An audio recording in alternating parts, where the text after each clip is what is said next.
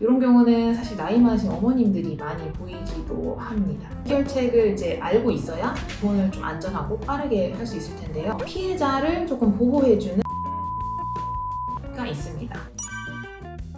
안녕하세요. 이혼 전문 강현지 변호사입니다. 재판상 이혼 사유 탑2가 가정폭력 그리고 외도인데요. 오늘은 가정폭력이 이혼으로 가는 길목에서 어떻게 양상을 보이는지, 어떻게 진행을 해야 이혼을 안전하게 할 수 있는지 한번 알아보겠습니다.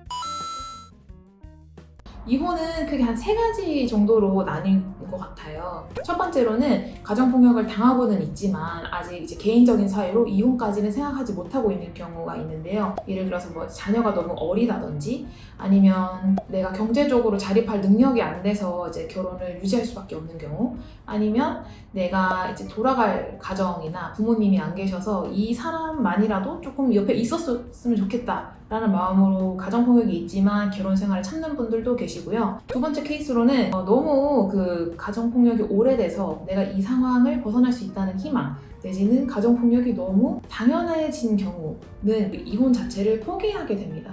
이런 경우는 사실 나이 많으신 어머님들이 많이 보이기도 합니다. 제일 마지막 경우는 이혼을 하고 싶어요. 가정폭력이 너무 심해서 살려면은 나는 이혼을 해야겠다라고 생각을 하는데 그 배우자의 이제 보복이 두려워서 이혼을 주저하는 경우, 이렇게 크게 3가지 정도로 나뉠 수 있습니다. 해결책을 이제 알고 있어야 이혼을 좀 안전하고 빠르게 할 수 있을 텐데요.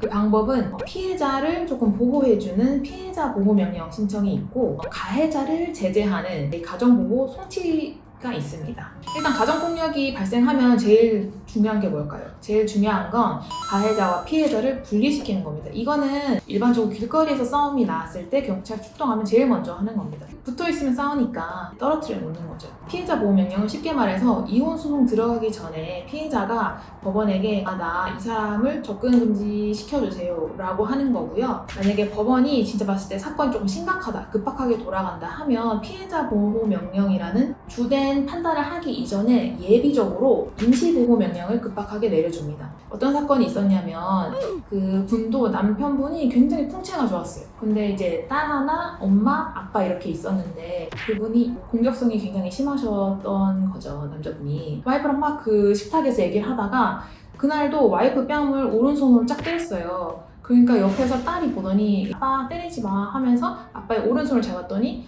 그러니까 안 잡힌 왼손으로 나머지 뺨을 또 때린 거예요, 와이프를. 이제 애 있는 데서 날 때리지 마라 했더니 남편분이 그러면은 안방 가자 해서 안방으로 데리고 와서 2차 폭행이 있었던 거죠.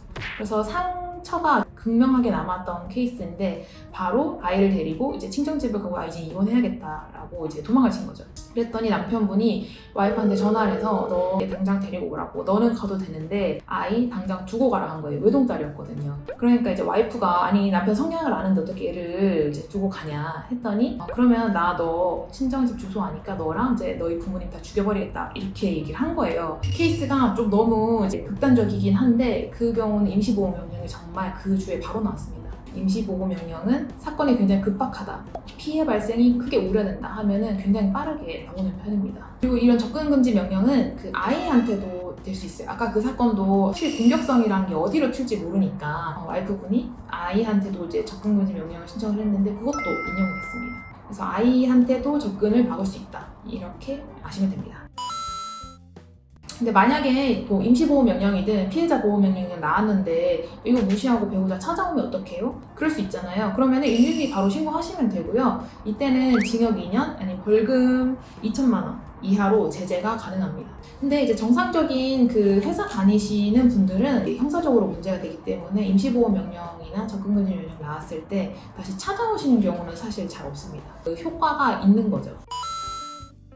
가해자를 제재하는 것도 하나의 방법이에요. 이혼을 하지 않더라도 이건 할 수 있는 것인데, 내가 아무리 많이 맞았다고 하더라도 배우자는 아이의 아빠, 엄마이기 때문에 전과를 남기고 싶지 않다라는 분들도 계시고, 본인의 잘못을 좀 확인받았으면 좋겠다 해서 이제 이 가해자를 제재하는 방법이 있는데 그게 이제 112 신고가 될 수 있겠어요. 112 신고를 하더라도 가정폭력 처벌법 때문에 이런 사건들은 가정법원으로 넘어오게 됩니다. 가정법원으로 사건이 넘어오게 되면은 사건을 진행하기는 하고 사건 번호도 나오긴 하는데요. 이건 전과가 아닙니다. 그래서 그 안에서 교육이수 명령도제 듣고 판사님이 이거 이렇게 하면은 문제 되십니다.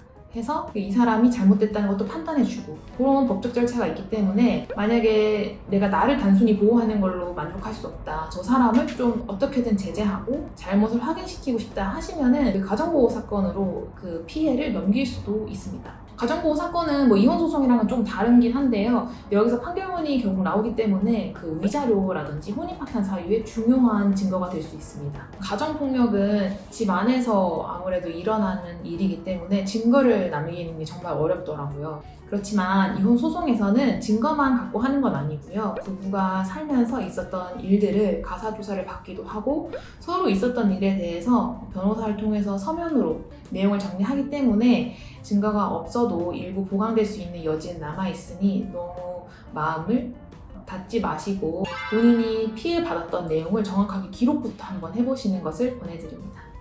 오늘 영상이 도움이 되셨다면 구독, 좋아요 눌러주세요.